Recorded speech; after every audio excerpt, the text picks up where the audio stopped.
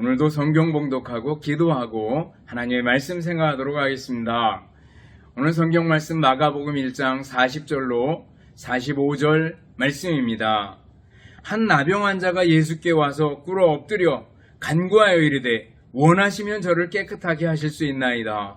예수께서 불쌍히 여기사 손을 내밀어 그에게 대시며 이르시되 내가 원하노니 깨끗함을 받으라 하시니 곧 나병이 그 사람에게서 떠나가고 깨끗하여 진지라.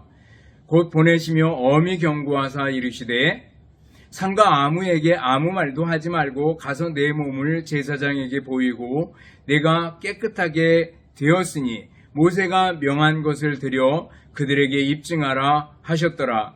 그러나 그 사람이 나가서 이 일을 많이 전파하여 널리 퍼지게 하니 그러므로 예수께서 다시는 드러나게 동네에 들어가지 못하시고 오직 바깥 한적한 곳에 계셨으나 사방에서 사람들이 그에게로 나아오더라. 아멘. 기도하겠습니다. 사랑과 은혜가 풍성하신 하나님 아버지 감사합니다. 오늘도 하나님의 말씀을 생각하는 소중한 시간입니다. 이 말씀들 듣고 마음에 새기고 믿음으로 실천하며 승리하게 하옵소서. 예수님 이름으로 기도드리옵나이다. 아멘. 여러분 다시 만나서 반갑습니다. 주님의 사랑으로 여러분들을 진심으로 사랑합니다. 지난 한 주간 동안 지나오면서 또 감사할 일들은 어떤 것들이 있었는지 한번 돌이켜보시기를 바라겠습니다. 지구 한쪽편에서는 지금도 전쟁이 있어서 많은 사람들이 죽어가고 살상이 일어나고 이런 것들을 보면 참 안타깝습니다. 그렇지만 또 우리 나름대로는 하나님께서 평화를 주시고 또 자유를 주시고 안정을 주시고 이런 것들 때문에 늘 감사하는 마음 또한 가져야 될 줄 압니다. 오늘 본문을 보면 굉장히 단순합니다. 어려운 부분이 없습니다. 예수님께서 한 동네에 계실 때 온몸에 한센병, 나병이고 전에 번역에는 문둥병이라고 그랬습니다. 우리가 잘 아는 노르웨이의 한센이라는 의사가 그 병의 근원까지 다 해치고 또 치료법까지 개발을 해서 이 사람을 존경하는 의미에서 한센병 이렇게 얘기합니다. 온몸에 한센병 든 사람이 있었습니다. 그 사람이 예수께 엎드려 구합니다. 주여 원하시면 나를 깨끗하게 하실 수 있나이다. 그러자 예수님께서 손을 내밀어 그에게 대시며 내가 원하노니 깨끗함을 받으라 이렇게 말씀하셨고 그 환자가 깨끗하게 나았다라는 얘기가 오늘 본문에 나오고 있습니다. 예수님께서 병을 고치시는 장면이 나올 때마다 우리들이 기본적으로 생각해야 되는 게 있습니다. 그것은 뭔가 하면 예수님의 전능하심과 예수님의 사랑입니다. 여러분들 예수님의 전능하심을 믿습니까? 예수님은 전능하신 하나님이십니다. 그래서 아무리 불치병이라고 해도 당시에 불치병이었는데 어떤 병이라고 해도 고칠 수 있는 능력을 가지신 분이다 라는 걸 믿어야 합니다. 또 예수님의 사랑을 믿어야 합니다. 예수님께서 병자를 고치실 때마다 아주 무궁한 사랑으로 극진한 사랑으로 그들을 불쌍히 여기셨고 그들을 고쳐주셨습니다. 예수님의 전능하심과 예수님의 사랑이 오늘 우리들을 향하고 있다는 것을 우리는 늘 기억해야 될 줄 압니다. 내가 아프고 힘들 때 전능하신 하나님이신 예수님, 또 나를 불쌍히 여기시고 사랑하시는 예수님, 그 예수님을 꼭 기억하고 그분께 기대고 그분께 기도하는 우리들이 돼야 될 줄 압니다. 전능하신 예수님, 사랑이 많으신 예수님, 그 예수님께서 오늘 우리들에게 원하는 게 뭘까라는 거예요. 주님 원하시면 나를 깨끗하게 할 수 있나이다. 그러자 예수님께서 내가 원하노니 깨끗함을 받으라 이렇게 말씀하셔요. 주님께서 원하시는 게 뭐라고요? 깨끗함을 받으라 라는 거예요. 깨끗해지기를 원한다라는 거예요. 주님께서 우리에게 원하는 것이 있다면 깨끗하기를 원한다라는 거예요. 주님께서 우리를 들어 쓰실 때 어떤 사람을 들어 쓰셔요? 깨끗한 그릇, 깨끗한 사람을 쓰신다라는 거죠. 깨끗한 걸 원하신다라는 거죠. 그러면은 어떤 데서 깨끗하기를 원하십니까? 첫 번째는요, 병으로부터 깨끗해지기를 원하십니다. 예수님께서 병든 사람을 불쌍히 여기시고 고쳐주시고 병에서 놓이고 깨끗하게 되기를 원하십니다. 복음서를 읽으면서 예수님께서 병자들을 고쳐주신 횟수와 또 병의 종류들을 살펴보시기 바랍니다. 정말 수많은 병자들을 여러 번 고쳐주시는 걸 볼 수가 있습니다. 마태복음을 보면 마태는 기록합니다. 베드로의 장모의 열병을 고쳐주신 후에 이사야의 글을 인용하면서 이렇게 얘기합니다. 이는 선지자 이사야를 통하여 하신 말씀에 우리의 연약한 것을 친히 담당하시고 병을 짊어지셨도다 함을 이루려 하심이더라. 이렇게 기록하고 있습니다. 우리의 연약함을 담당하시고 우리의 병을 짊어지셨도다 라는 걸 기록하고 있어요. 우리 예수님께서 우리 연약한 것, 우리 병을 담당하시고 짊어지셨대요. 병들어 고통당하는 사람을 예수님께서 불쌍히 여기시고 그가 그 병에서 나음받기를 예수님께서 원하신다라는 거예요. 그래서 고쳐주셨다라는 거죠. 신유에 관한 것은 지난번에 이미 아주 상세히 말씀드렸기 때문에 더 이상 길게 설명드리진 않겠습니다. 그렇지만 중요한 건 뭐예요? 우리 예수님께서 병든 사람을 불쌍히 여기셨고 병든 사람은 또 주변에 병든 사람을 바라보는 사람은 우리 주님께 얼마든지 기도할 수 있다라는 거예요. 병 낫기를 위해서 기도하는 거 너무나도 당연한 거다라는 걸 우리는 압니다. 예수님께 병 낫기를 기도하는 우리들이 돼야 될 줄 압니다. 물론 병 나았다 그래서 다시 안 죽는 거 아니고요. 또 히스기야처럼 병 나은 이후에 15년 동안 살면서 큰 실수를 범하기도 합니다. 바벨론 나라가 아주 그때 당시엔 멀리 있는 작은 나라였는데 그 나라에서 사신이 왔을 때 모든 창고에 있는 것을 다 보여주는 실수를 범하게 되는 걸 볼 수가 있어요. 그런 의미에서 신유가 꼭 전부 다 완벽하게 좋은 건 아니다라는 걸 알 수 있지만 그래도 병이 나고 아프고 괴롭고 힘들 때 우리는 주님께 기댈 수 있고 주님께 기도하고 또 병 낫기를 위해서 기도해야 된다는 걸 알 수가 있습니다. 여러분들 병 낫기를 위해서 기도하는 사람, 오늘 한센병 환자가 구했던 것처럼 주님 원하시면 나를 깨끗하게 하실 수 있나이다 라는 그 기도를 우리의 기도로 만들어서 할 수 있어야 될 줄 압니다. 한센병은 당시에 불치의 병이었습니다. 전염성이 강하기 때문에 가족이나 공동체를 떠나서 동네 바깥에 나가서 거해야 했고 또 격리 생활을 해야 했습니다. 우리나라에도 6.25 전쟁이 있고 그러면서 이 병이 많이 퍼진 적이 있습니다. 그래서 그 사람들을 전부 다가 이렇게 소록도로다가 격리를 시켰습니다. 그리고 나은 사람이나 또 음성인 사람들은 집성촌을 이뤄가지고 생활하기를 하기도 했습니다. 그 중에 사람들이 이제 양계도 하고 또 양돈도 하고 그러다가 나중에 가구 회사 같은데 가구 파는 사람들에게 임대를 해주고 했던 경우가 있습니다. 그런데 한 번은 이런 일이 있었어요. 예전에 교회에 있을 때 한번 학생 연합 수련회를 한 적이 있습니다. 그래서 그 시찰회에서 연합 수련회를 했는데 거기 왔던 강사가 그 강사님이 이 한센병에 대해서 아주 상세히 설명을 했습니다. 그런데 그 자리에 누가 있었는가 하면은 그 마을에 있던 한센병 환자 나은 마을에 있던 그 자녀들을 보내서 함께 수련회에 참석한 적이 있습니다.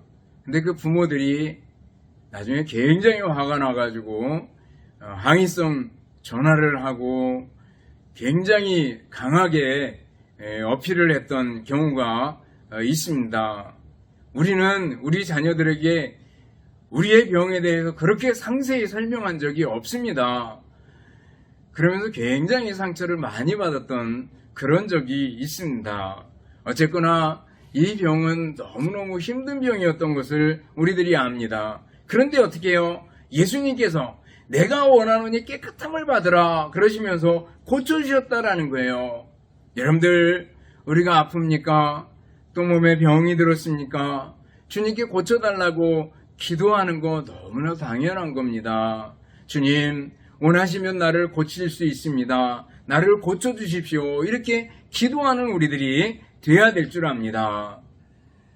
우리들이 병 낫기를 위해서 기도하는 거 당연한 거고요. 내가 병들었을 때 나를 돌이켜보며 기도하고 또 주변에 병든 사람이 있을 때 그분이 병 낫기를 위해서 기도해 주는 거 너무나 당연하다라는 거예요. 두 번째는 우리 주님께서 깨끗함을 받기를 원하는데 무엇으로부터 깨끗함을 받기를 원하셔요? 바로 죄로부터 깨끗함을 받기를 원한다라는 거예요.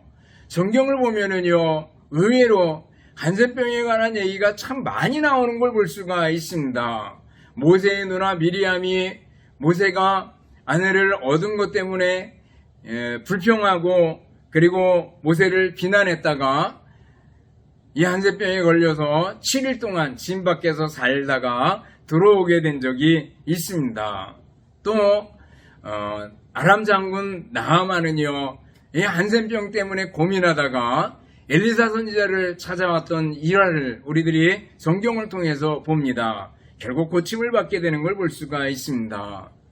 예수님이 항상 왕성하게 활동하실 때 동네 바깥에 살던 10명의 환자들은 예수님이 지나가실 때 소리 지르다가 고침을 받고 그 중에 한 명이 돌아와서 예수님께 감사했다가 칭찬을 받은 일을 기록하고 있습니다.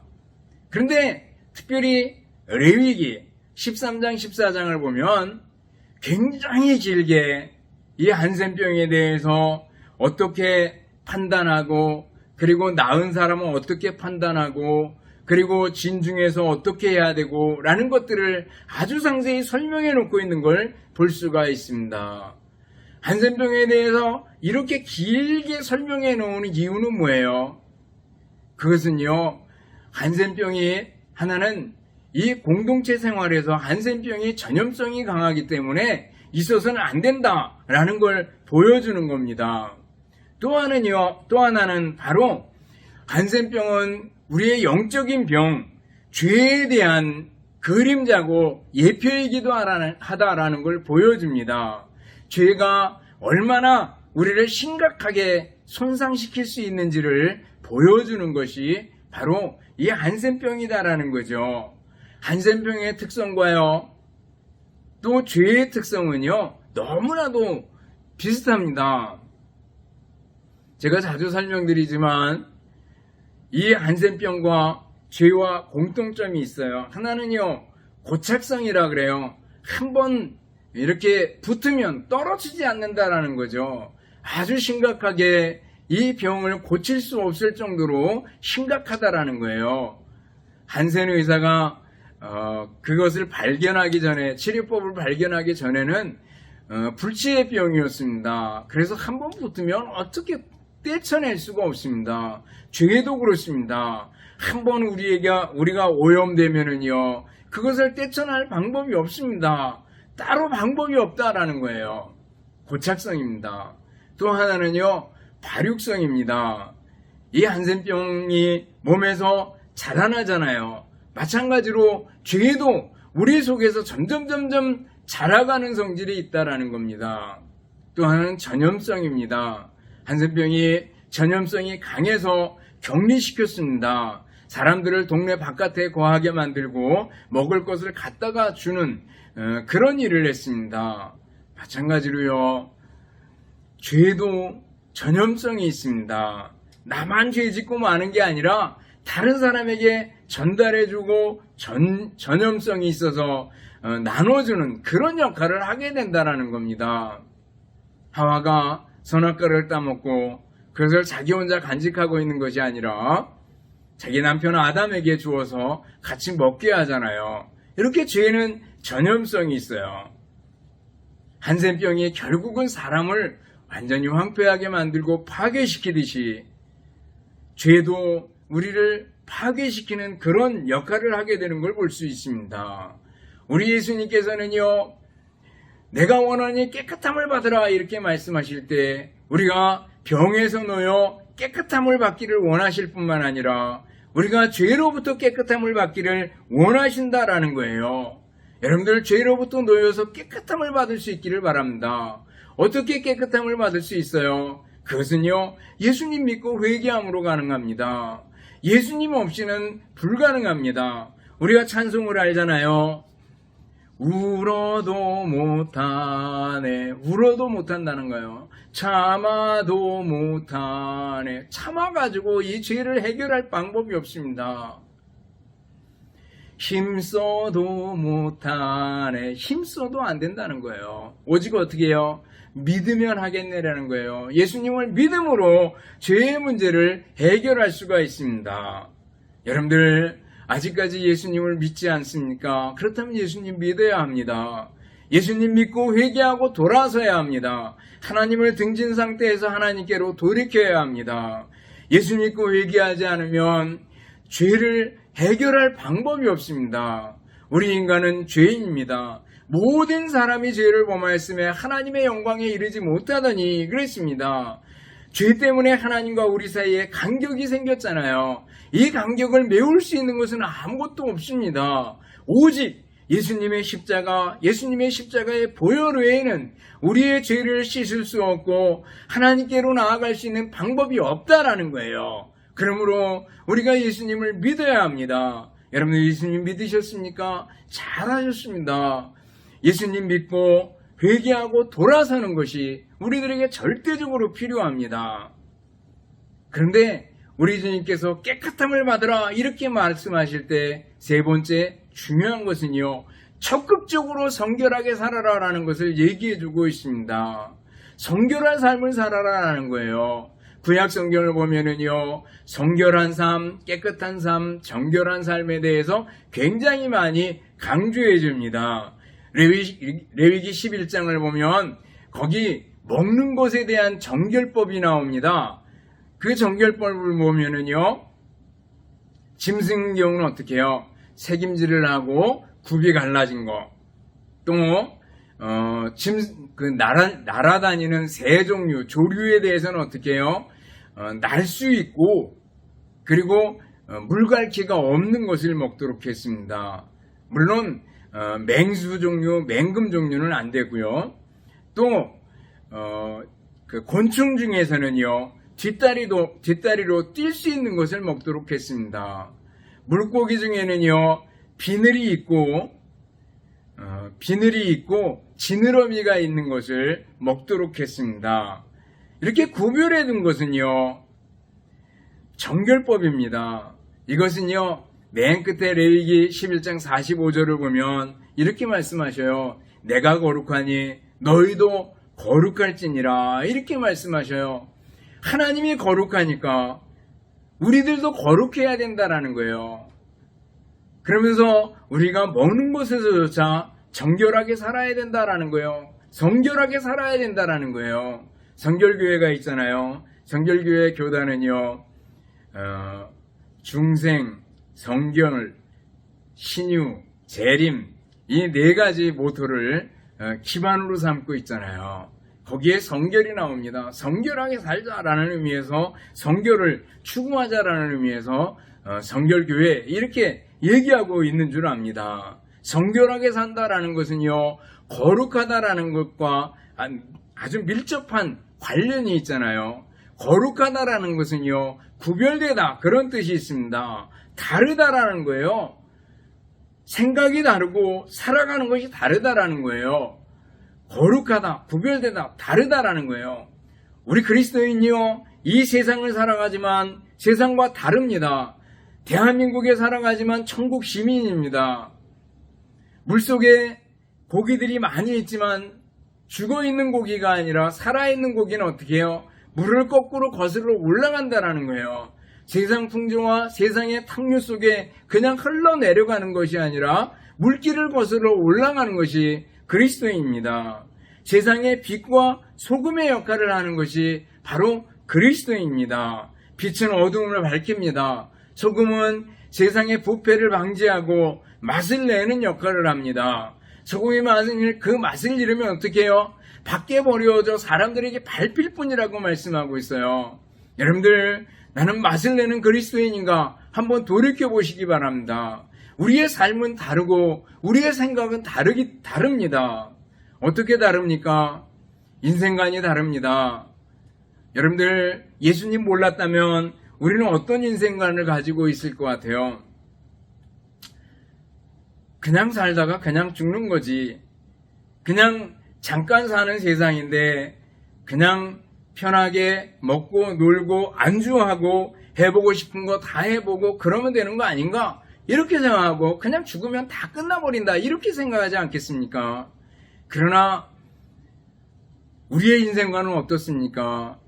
우리의 인생과는 다릅니다. 하나님께서 하나님의 형상대로 지은 인간, 그렇지만 죄로 인해 깨졌지만 예수님께서 피 흘려주신 인간, 그렇게 생각할 때 우리는 인생을 보고 인간을 대할 때, 나 자신을 대할 때, 다른 사람을 대할 때 소중하게 대하게 됩니다. 존중하게 됩니다. 사랑하게 됩니다. 이게 기본이 인생관 자체가 다릅니다. 또 세계관도 다릅니다. 세상을 보고 세계를 볼 때 어떻게 봅니까? 우리는 어릴 때부터 진화론을 배워왔습니다. 그래서 진화론 속에 그런 생각을 가지고 있습니다. 아, 이 세상은 우연히 생겨났고, 그리고 진화하고 진보하다가 어느 정도 가게 될 거야. 그냥 막연하게 생각합니다. 그러나 우리는 어떻게 해요? 예수님을 알면 하나님께서 이 세상을 창조하셨구나. 그리고 죄로 인해서 피조물이 고통당하는 이 세상 지금 살아가고 있구나. 언젠가 예수님 다시 오시는 날 예수님의 심판과 함께 새하늘과 새 땅 종말이 임하게 되는구나 라는 것들을 우리들은 알게 됩니다. 세계를 바라보는 눈이 달라지게 되는 거죠. 또 가치관도 달라지게 됩니다. 예수님 몰랐다면 어떻게 해요? 어디에 가치를 뒀을 것 같아요? 뭘 귀하게 여겼을 것 같아요?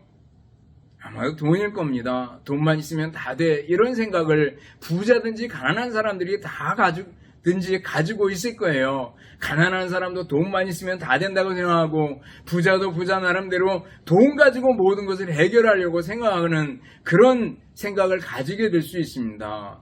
많은 사람들이 돈에 대해서 급급해하고 고민하는 것을 볼 수가 있습니다.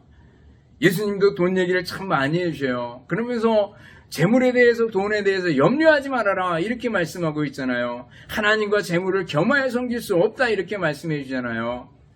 또 예수님 몰랐다면 우리는 어떤 것에 가치를 두었을까? 명예, 인기 이런 것에 가치를 두지 않았겠습니까? 종종 뭐 가수로 뜨고 뭐 어떤 것으로 떠서 20대 혹은 10대에 아주 뜨는 사람들이 있어요. 근데 나중에 찾아주지 않으면 큰 공허감을 느끼고 슬퍼하는 그런 모습을 볼 수가 있습니다. 또 국회의원 한번 출마해서 한번 됐다가 그 다음에 떨어지면 그 권력이나 명예에 관한 것들이 얼마나 강한지 그것 때문에 쩔쩔매는 경우들을 보게 됩니다. 그러나 예수님을 알면은요 가치관이 변하게 됩니다. 가장 귀한 게 뭐예요? 예수님! 가장 귀한 게 뭐예요? 예수님이 가장 귀하고 밭에 감추인 보화처럼 진주장사의 진주처럼 정말 소중한 분으로 여기게 되고 예수님을 통해서 천국이 이루어지는 거 얼마나 소중한지라는 것을 생각하게 됩니다. 가치관 자체가 달라지게 돼요. 그러고 나니까 돈이나 명예나 권력이나 이런 것들은 정말 부질없는 것으로 여겨지게 되는 것을 볼 수가 있습니다. 예수님을 알고 나면은요, 인생관이 변하고, 세계관이 변하고, 가치관이 변하고, 세상을 보는 눈들이 바뀌게 되니까 당연히 다른 삶을 살 수밖에 없다라는 거예요. 여러분들 예수님을 믿습니까? 예수님 믿는 사람으로 적극적인 성결의 삶을 살아갈 수 있기를 바랍니다. 적극적으로 거룩한 삶을 살 수 있기를 바랍니다. 우리가 거룩한 삶, 성결한 삶은 내가 추구해서 노력해서 되는 게 아닙니다. 어쩌면 다른 모든 종교는요, 자기의 노력으로 무엇을 성취하려고 하게 됩니다. 다른 종교들이 추구하는 것처럼 성결을 우리는 추구하지 않습니다. 그렇잖아요. 내가 깨끗하게 삶으로 또 고행의 길을 걸음으로 득도를 한다고 생각을 합니다. 해탈을 한다고 생각을 합니다. 그러나 기독교는 그렇지 않습니다. 예수님께서 이미 피 흘려서 새로운 사람, 새로운 가치관을 이미 우리 속에 심어주셨습니다. 우리를 거룩한 사람으로 만들어 주셨습니다. 이제 나머지 삶은 뭐예요? 거룩한 사람으로서 하나님의 자녀로서의 삶입니다. 하나님의 자녀로서 의롭다 칭함받는 성도로서의 삶을 살아야 된다라는 거죠. 그런 의미에서 우리는요, 보통 사람들이 생각하는, 다른 종교를 가진 사람들이 생각하는 건 천배 만배 더 적극적인 성결한 삶, 거룩한 삶을 살아가야 하는 겁니다. 어줍잖은 노력으로 천국에 도달하는 것이 아니잖아요. 우리는요, 이미 천국 시민으로서 우리 주님께서 우리에게 주신 그 신분, 그런즉 누구든지 그리스도 안에 있으면 새로운 피조물이라 이전 것은 지나갔으니 보라 새 것이 되었도다. 새로운 피조물로서 우리는 삶을 새롭게 살아가야 된다라는 겁니다. 토라를 공부하는 학생이 나름대로 랍비의 자격을 갖췄다고 생각을 했습니다. 그래서 스승 랍비에게 찾아옵니다. 제가 이만큼 공부하고 이만큼 노력하면 랍비가 되어야 하지 않겠습니까? 이렇게 묻습니다. 그러자 랍비가 다시 묻습니다. 그래, 그대가 구비한 자격이 어떤 것들이 있는가? 도대체 뭔가? 그러자 이렇게 얘기합니다. 예, 저는 몸을 잘 단련했기 때문에 땅바닥에서 잠을 잘 수 있습니다. 또 들풀을 먹고 살 수 있습니다. 또 하루에 3번씩 제 몸에 매질을 가했기 때문에 매에 대해서 잘 견디며 살 수 있습니다. 라고 얘기를 했습니다. 그러자 랍비가 그 제자를 빤히 쳐다보더니 저기 있는 저 하얀 나귀가 보이나? 이렇게 물어보더래요. 그 나귀는 땅바닥에서 잠을 자고 들풀을 먹고 살고 하루에 3번씩 매를 맞지만 잘 견딘다네. 그대가 갖춘 자격은 나귀가 되는 자격 정도지 토라 교사 랍비의 자격은 아닐세. 좀 더 기다리게. 이렇게 얘기를 했더라는 거예요. 여러분들, 기독교는요, 단순히 금욕주의 이것을 선이라고 생각하지 않습니다. 단순히 하지 않는 거, 수행, 참선, 명상 이것을 가리키지 않습니다. 매우 적극적입니다. 기독교는요, 이미 주님께서 나를 위해서 피 흘려주셨는데, 나를 의롭다고 하셨는데, 나를 거룩한 사람으로 성결한 사람으로 만들어 주셨는데 내가 어떻게 살아야 하지? 라고 생각하고 이제 살아야 될 삶을 생각하면은요, 성경 말씀이 생각나잖아요. 그리스도의 장성한 분량까지입니다. 예수님을 닮아가는 삶입니다. 이것은 성령에 충만한 삶입니다. 열매 맺는 삶입니다. 사랑과 희락과 화평과 오래 참음과 자비와 양성과 충성과 온유와 절제의 삶을 살아가는 겁니다. 예수님을 닮아가는 겁니다. 여러분들, 성결한 삶이란 뭐예요? 예수님을 닮아가는 겁니다. 예수님을 적극적으로 닮아가는 여러분들이 될 수 있기를 바랍니다. 예수님을 바라보고 예수님을 향해서 달려가는 우리들이 되어야 될 줄 압니다. 여러분들, 이제까지 어떻게 살았습니까?